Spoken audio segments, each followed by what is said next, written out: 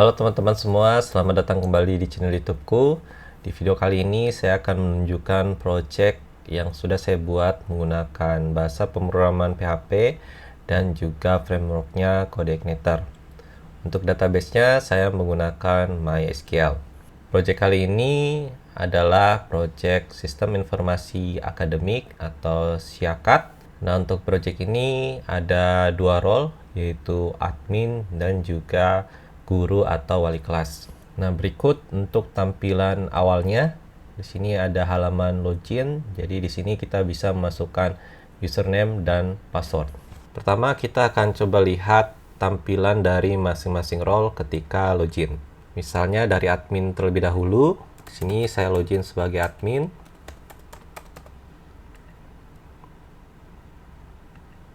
Nah, untuk tampilan admin akan seperti ini. Di sebelah kiri itu terdapat sidebar dan menu-menu yang bisa diakses untuk admin. Itu ada dashboard, lalu data siswa, data guru, kemudian ada data master yang di dalamnya ada banyak menu, yaitu tahun akademik, tingkatan kelas, kemudian jurusan, kelas, ruangan kelas, mata pelajaran, kurikulum, dan pengaturan sekolah. Kemudian admin juga bisa mengakses menu wali kelas. Kemudian ada pengguna sistem untuk mengatur siapa aja yang bisa mengakses aplikasi ini. Kemudian ada menu jadwal pelajaran dan terakhir ada menu peserta didik. Nah, itu untuk role admin. Kemudian kita coba login sebagai guru. Nah, di sini saya ada user yang merupakan guru dan dia juga berperan sebagai wali kelas. Kita coba login sebagai guru. Nah, untuk tampilan guru seperti ini, dashboardnya lebih ringkas. Kemudian untuk menu yang diakses lebih terbatas dibanding admin. Untuk role guru, itu menu-menunya ada dashboard, lalu ada jadwal pelajaran, peserta didik, lalu dia juga terdapat menu tambahan, yaitu menu penilaian, di mana sebagai guru dia bisa menginput nilai, dan sebagai wali kelas dia bisa melihat nilai-nilai dari siswa yang dia tangani. Nah, untuk menu-menu ini sudah dibatasin sesuai role yang bersangkutan. Oke, itu adalah role untuk aplikasi kita, ada admin dan juga guru dan wali kelas. Sekarang kita coba login sebagai admin untuk mengakses beberapa settingan awal. Misalnya kita login lagi sebagai admin. Nah, untuk settingan awal dari aplikasi ini, misalnya kita mau atur nama dari sekolahnya. Nah, di sini kita bisa rubah nama sekolah, alamat, dan teleponnya. Coba kita ganti nama sekolahnya jadi SMK Negeri 21 Jepang. Terus jalannya Jalan Jepang 21 nomor 21. Terus teleponnya kita buat terakhir aja 23467. Lalu kita simpan. Nah, ini berhasil disimpan, nanti bakal menunjukkan alert bahwa pengaturan sekolah berhasil disimpan. Nah, untuk pengaturan sekolah ini berhubungan kalau nanti guru yang menjadi wali kelas juga. Jadi ketika dia cetak raport atau laporan nilai, nanti akan ada kop berisi informasi nama sekolah dan alamat gitu. Terus ya, admin ini juga dia bisa mengatur tahun akademik. Misalnya kita coba atur tahun akademik 2025-2026. Kemudian kita start dari ganjil. Terus klik simpan. Nah, tahun akademik yang baru kita buat sudah ada, tapi statusnya masih tidak aktif. Jadi sekarang itu defaultnya yang aktif yang tahun 2018-2019. Coba kita aktifin yang tahun akademik terbaru. Kita bisa klik tombol aktifkan di sini. Kemudian kita yes. Oke, tahun akademiknya jadi yang 2025-2026. Nah, di sini juga kita bisa edit data tahun akademiknya. Sama kita bisa hapus juga. Misalnya kita coba hapus yang 2017-2018. Sini kita hapus. Seperti itu, datanya udah hilang. Terus coba kita edit yang 2019-2020, kita ganti jadi 2021-2022. Terus kita simpan. Nah, seperti itu. Itu untuk manajemen tahun akademik. Terus di sini kita bisa juga mengatur tingkatan atau kelas. Misalnya di sini ada tingkat kelas 7, 8, 9. Coba kita tambahkan data yang baru. Misalnya kodenya kita kasih 10, kemudian tingkat kelas 10. Lalu kita simpan. Nah, hasilnya seperti ini. Terus ini juga kita bisa edit. Kita edit datanya jadi, nah untuk kode tingkatan itu tidak bisa diedit ya teman-teman. Yang bisa itu cuma nama tingkatan kelas. Kita ganti jadi tingkat kelas 11, terus simpan. Jadinya seperti ini, lalu bisa juga kita hapus. Oke, seperti itu untuk pengaturan tingkatan kelas. Lanjut, kita juga bisa mengatur data jurusan. Di sini sudah ada IPA dan IPS. Misalnya kita tambahkan lagi data baru untuk jurusan bahasa Indonesia, lalu simpan. Ini juga bisa kita ganti, kita rename. Jadi misalnya IND, coba kita simpan. Terus juga kita bisa hapus. Nah, seperti itu. Oke, begitu untuk settingan awal kalau kita mau mengakses sistem akademik ini. Lanjut, sekarang kita coba masuk ke menu guru. Kemudian coba kita buat data guru baru. Misalnya kita masukkan nomor pendidiknya, kita masukkan asal aja. Kemudian nama gurunya misalnya Agustin Sofia Wiasi. Kemudian kita pilih gendernya misalnya wanita, lalu username-nya Sofia. Passwordnya, untuk password itu minimalnya 8 karakter. Jadi 123456778. Lalu kita isi konfirmasi passwordnya.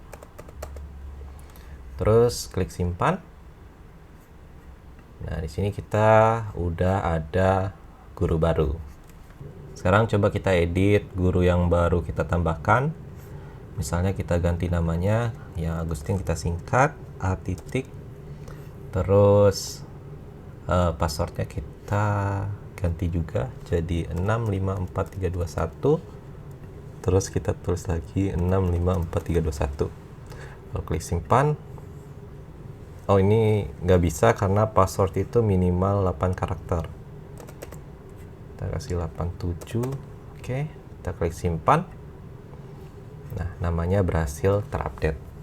Kemudian guru ini juga bisa kita hapus teman-teman. Misalnya kita coba klik hapus. Nah, datanya hilang. Seperti itu. Itu untuk manajemen data guru. Selanjutnya, kita ke menu data siswa. Untuk di menu data siswa, di sini kita akan ditampilkan nama-nama siswa yang sudah kita buat. Terus ada beberapa action, ada tambah data, import data, dan naik kelas. Kita coba satu-satu. Pertama, coba kita tambahkan data siswa. Terus NIM-nya kita isi, misalnya ini NIM-nya, terus namanya Muhammad Fajrul Madu, tempat lahirnya Kendari, tanggal ulang tahunnya 09/03/2001, terus gendernya kita pilih laki-laki, agama Islam, terus fotonya kita cari fotonya, kita pilih ini. Terus dia di sini kita bisa pilih kelasnya mau di mana. Misalnya dia masuk ke kelas 7A IPA. Lalu kita klik simpan. Nah, namanya akan ada di urutan pertama. Nah, terus di sini juga ada tombol untuk import data. Jadi daripada kita masukkan nama siswanya satu-satu, kita bisa import datanya saja. Nah, di sini teman-teman bisa download format CSV-nya terlebih dahulu.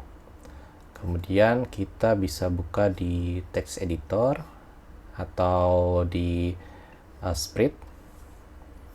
Kemudian kita bisa atur datanya berdasarkan kolom-kolomnya. Karena formatnya CSV, tiap datanya nanti kita pisahkan dengan tanda koma begitu. Nah, ini contoh dari datanya. Contoh, misalnya kita bikin nama baru, misalnya Muhammad Andi, kemudian ulang tahunnya, formatnya seperti ini, lokasinya Jakarta, kemudian gendernya, kalau L itu laki-laki, kalau P itu perempuan.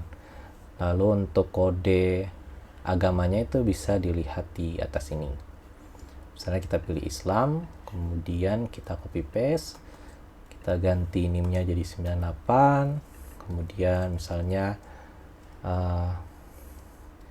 Ari Budi, kemudian kita ganti tahun kelahirannya misalnya 2008, bulan 4, kemudian tempatnya di Semarang, laki-laki, dan dia agamanya misalnya Kristen.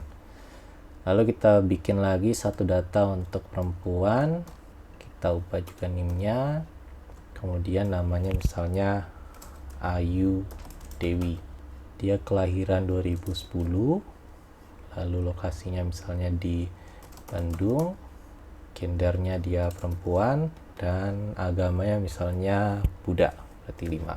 Seperti ini. Kalau udah diedit CSV-nya, kita bisa pilih file, kemudian kita pilih file CSV-nya tadi, lalu kita bisa tekan preview untuk melihat hasilnya di aplikasi kita. Nah, di sini teman-teman bisa coba edit-edit juga, misalnya Muhammad Andi kita ganti lokasinya, tempat lahirnya di Jogja. Terus misalnya Ayu Dewi kita ganti namanya misalnya Ayu Dewi Sartika. Kemudian misalnya Ari Budi kita ganti tanggal ulang tahunnya di tanggal 10. Jadi kita bisa ganti data-data CSV-nya tadi dari aplikasi kita. Terus datanya itu harus dikelompokkan berdasarkan kelasnya. Jadi ketika kita mau import data siswa, itu semua data yang di dalam CSV itu harus dalam satu kelas gitu tujuannya. Kita pilih dia kelas tujuannya kelas 7B IPA. Lalu kita klik import. Lalu ada konfirmasi, lalu kita tekan aja importnya dan datanya berhasil disimpan. Nah, di sini datanya bakal disimpan berdasarkan urutan NIM-nya. Jadi tadi NIM-nya di 18, terus akhirannya 90.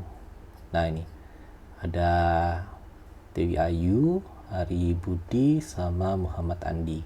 Seperti itu, jadi data kita sudah tersimpan. Selanjutnya dari data siswa, kita coba fitur manajemen kelasnya. Misalnya di sini kita masuk ke menu kelas, kemudian kita di sini akan ditampilkan kelas yang sudah dibikin. Itu ada kelas sampai kelas 9B IPS. Coba sekarang kita bikin kelas 7C IPA. Jadi di sini coba kita tambah data. Terus kodenya misalnya 7. Nah, untuk kodenya kita bisa ngikutin format berikut. Jadi kalau misalnya kita mau bikin kelas 7C untuk IPA, itu kita tulis 7C1. 1 ini berarti kodenya untuk IPA. Kalau untuk kelas IPS, kita bikin 7C2 berarti. Nah, sini kalau kita mau jadi IPA berarti 7C1. Terus kita kasih nama kelas 7C IPA. Tingkatan kelasnya 7, jurusan IPA. Terus kita simpan. Nah, masuknya di sini, kelas 7C IPA. Sudah berhasil ditambahkan. Coba kita misalnya ganti, kita coba edit. Kita ganti misalnya kelas 7C IPA 1. Satunya pakai Romawi. Terus kita simpan lagi. Nah, jadinya kelas 7C IPA 1. Terus coba kita hapus, kita coba fitur hapusnya. Nah, jadinya kelas 7C IPA sudah dihilangkan. Nah, itu untuk manajemen data kelas. Lalu kita juga bisa meng-assign guru ke setiap kelas. Nah, kita bisa masuk ke menu wali kelas. Terus di sini kita coba assign. Saya kelas 7A IPA. Itu kita suruh Pak Fajri. Nah, ini otomatis di belakang layar akan auto update. Jadi kalau kita refresh, ini datanya udah kesimpan di database kita. Terus misalnya di 7A IPS kita kasih ke Pak Mariadi ini. Seperti itu untuk penentuan atau cara kita untuk mengassign guru ke kelas. Oke, selanjutnya kita coba mengatur data mata pelajaran. Kita masuk ke menu mata pelajaran. Terus di sini kita bisa melihat list dari mata pelajaran yang sudah dibuat. Lalu kita bisa coba tambahkan data baru. Misalnya kita tambahkan mata pelajaran untuk bahasa Jepang 1. Kemudian kita simpan. Hasilnya seperti ini. Terus kalau kita edit, nah untuk kode mata pelajaran itu nggak bisa diedit karena dibutuhkan untuk generate jadwal pelajaran. Jadi di sini kita hanya bisa merubah nama mata pelajarannya. Misalnya untuk bahasanya kita coba singkat BHS Jepang 1, terus kita simpan. Jadi ya seperti ini. Terus kalau kita hapus, nanti datanya hilang. Itu untuk manajemen mata pelajaran. Kita juga bisa mengatur data kurikulum. Kita ke menu kurikulum. Nah, di sini data kurikulum yang aktif yaitu kurikulum 2013. Soalnya kita ganti kurikulumnya jadi yang 2006. Kita bisa aktifkan. Nah, dari kurikulum juga kita bisa mengatur mata pelajaran yang ada di kurikulumnya. Misalnya untuk kurikulum 2006, jurusan IPA di kelas 7, kita tambahkan mata pelajaran baru. Nah, mata pelajarannya itu udah kita atur di menu mata pelajaran. Misalnya di kurikulum 2006 itu ada mata pelajaran bahasa Indonesia yang otomatis kita tambah. Terus kita tambahkan lagi biologi 1 kayak gini. Kita tambahkan juga matematika 1. Oke, 3 ini. Nah, terus untuk IPS-nya di sini belum ada data mata pelajarannya, jadi kita bisa tambahkan dulu. Misalnya jurusan IPS. Terus mata pelajaran yang ada bahasa Indonesia 1. Ini kita ganti lagi jadi IPS untuk lihat. Terus kita tambahkan lagi buat yang IPS. Biologi 1 juga. Oke, udah ada. Kita tambahkan lagi buat yang biologi 1. Biologi 1 udah, matematika 1, sorry. Nah, jadi mata pelajaran berikut itu ada di kurikulum 2006. Kita bisa tekan tombol kembali, lalu kita bisa edit juga data kurikulumnya kalau mau dirubah. Bisa kita coba di sini testing. Buat coba apakah berhasil edit. Udah berhasil. Kita balikin kembali.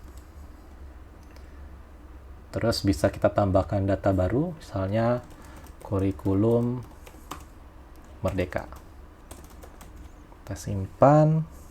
Nah, otomatis belum aktif. Nah, untuk kurikulum, kita hanya bisa memilih salah satu dari kurikulum berikut yang bisa aktif. Jadi kalau misalnya kita pindah ke kurikulum Merdeka, nah kurikulum 2006-nya itu akan di-set langsung tidak aktif. Sekarang kita balikin dulu ke kurikulum 2006. Terus kita coba delete kurikulum Merdekanya. Nah, jadinya seperti berikut. Kurikulum Merdekanya hilang dari list. Selanjutnya kita masuk ke fitur jadwal pelajaran. Nah, untuk jadwal pelajaran ini kita bisa pilih dulu, misalnya kita mau generate jadwal pelajaran untuk jurusan apa, tingkatan kelas apa, dan kelas apa. Misalnya untuk jurusan IPA, tingkatan kelas 7, lalu kelasnya misalnya 7A IPA. Kita coba generate jadwal, terus kita pilih kurikulumnya yang 2006. Karena tadi mata pelajaran yang ada kita setnya di 2006. Terus kita generate datanya. Nah, tampilannya nanti akan seperti ini. Jadi kita perlu mengatur juga guru, ruangan, hari, dan jamnya. Misalnya untuk mata pelajaran Bahasa Indonesia 1, gurunya Fajri. Pak Fajri. Terus ruangannya misalnya di ruangan kelas 7A IPA. Harinya Senin. Terus jamnya misalnya mulai dari jam 8. gitu. Terus untuk biologi 1 kita set juga gurunya Mariadi, Pak Mariadi, ruang kelas 7A IPA, terus harinya misalnya Selasa, terus di jam 8.45 setelahnya. Kemudian untuk matematika kita kasih ke Pak Tommy, ruangan kelasnya juga 7A IPA, kemudian dia hari Rabu di jam 10. Contoh. Nah, setelah kita generate ini, kita bisa cetak jadwal pelajarannya. Kita bisa tekan tombol cetak PDF. Nah, di sini kita akan diarahkan ke halaman cetak jadwal pelajaran. Nah, otomatis nanti mata pelajarannya itu akan di-set di jam yang udah kita tentukan. Begitu. Nah, kita juga sebagai admin bisa melakukan yang namanya menaikkan para siswa ke kelas selanjutnya gitu. Misalnya kita ke data siswa tadi, itu ada tombol naik kelas. Terus coba kita tekan, nah ini akan diarahkan seperti ini. Terus kita bisa atur nih. Misalnya nama siswa berikut itu awalnya kelas 7A IPA. Itu kita bisa pilih yang mau naik kelas itu siapa aja. Misalnya yang tinggal kelas tuh Muhammad Fazri Madu. Terus yang lainnya naik kelas semua. Berarti mereka naik ke kelas 8A IPA. Terus kita coba naik kelas. Ini akan ada otomatis pilihan naikkan siswa yang dipilih ke kelas tujuan. Nah, sekarang yang ada di kelas 7A IPA cuma ada 1 orang doang. Nah, di kelas 8A IPA itu nama-nama yang tadi. Begitu sistem untuk perpindahan kelasnya. Terus di admin ini juga kita bisa mengatur pengguna siapa aja yang bisa akses. Kalau mau tambah data bisa ke sini, levelnya apa, bisa admin atau guru gitu. Misalnya coba kita buat admin baru, misalnya admin barunya Agustin Sofia Wiasi. Username-nya Sofia, kemudian passwordnya 123456. Dan fotonya kita pilih ini. Lalu kita simpan. Nah, ini nanti akan ada admin baru. Jadi kalau misalnya kita logout, kita login sebagai Sofia dengan passwordnya. Nah, dia bisa mengakses sistem kita. Nah, ini ada bug di bagian foto profil. Nanti kita coba benerin. Nah, untuk admin itu ada menu dashboardnya juga untuk informasi atau rangkuman kalau misalnya dia ingin melihat data-data, jumlah data ataupun informasi tambahan gitu dari keseluruhan sistem. Misalnya tahun akademik yang aktif sekarang itu di 2025-2026. Di sini ada CTA untuk ke menu manajemen tahun akademik. Kayak gitu. Terus ada informasi data. Saya pengguna sistem sekarang ada 3, lalu siswanya ada 32, gurunya ada 3, ruangan kelasnya ada 8. Terus ini jumlah siswa per kelasnya, ada berapa aja ditampilkan menggunakan chart. Terus ada section yang penting nih. Nah, ini untuk alert, untuk memberitahu apa saja yang belum ada gitu. Misalnya ada 21 jadwal pelajaran, belum ada gurunya. Terus ada 23 jadwal pelajaran, belum ada ruangannya. Terus ada 20 kelas, belum ada wali kelasnya. Nah, ini kalau diklik, dia akan diarahin ke menunya. Seperti itu.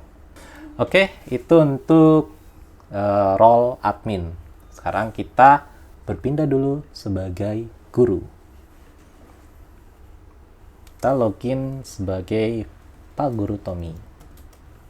Nah, ini akan ada informasi dia sedang pegang berapa kelas, terus siswa yang diajarnya itu ada berapa, ada 1, terus ada 1 nilai yang belum diinput dan dia belum jadi wali kelas di kelas tertentu. Nah, untuk menu-menunya sendiri dia bisa ngecek jadwal pelajarannya, ada di hari dan jam berapa, terus ruangannya apa, terus dia bisa lihat peserta didiknya kayak gini. Dia juga bisa ekspor data. Nah, ini akan jadi file Excel. Jadi gurunya nanti bisa mengekspor data siswanya ke Excel.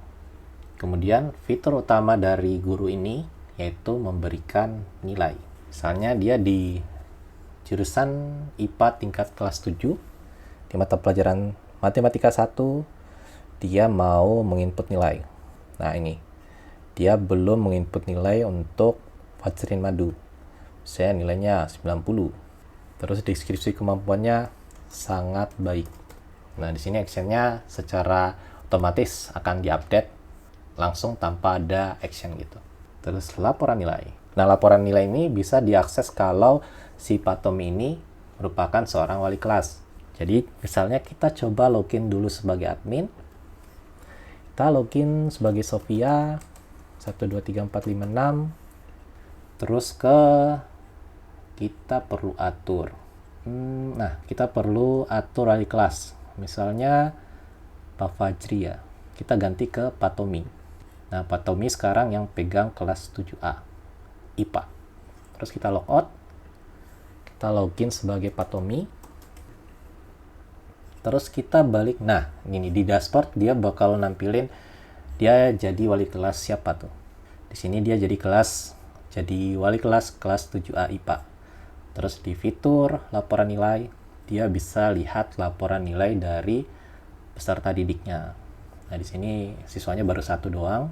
Kita bisa tekan lihat laporan nilai. Nah, tampilannya jadi seperti ini. Nah, untuk matematika tadi udah dinilai sama Pak Tommy sendiri. Terus biologi 1 belum ada nilai, bahasa Indonesia 1 belum ada nilai. Nah, ini bisa dicetak nanti kalau mau dimasukin ke rapor. Begitu. Selanjutnya untuk masing-masing user, admin atau guru itu bisa merubah passwordnya. Ini ada menu untuk ganti password.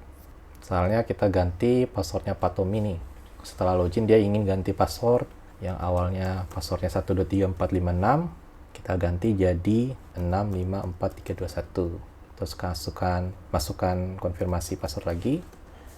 Terus simpan. Oh, ini syaratnya harus 8 karakter.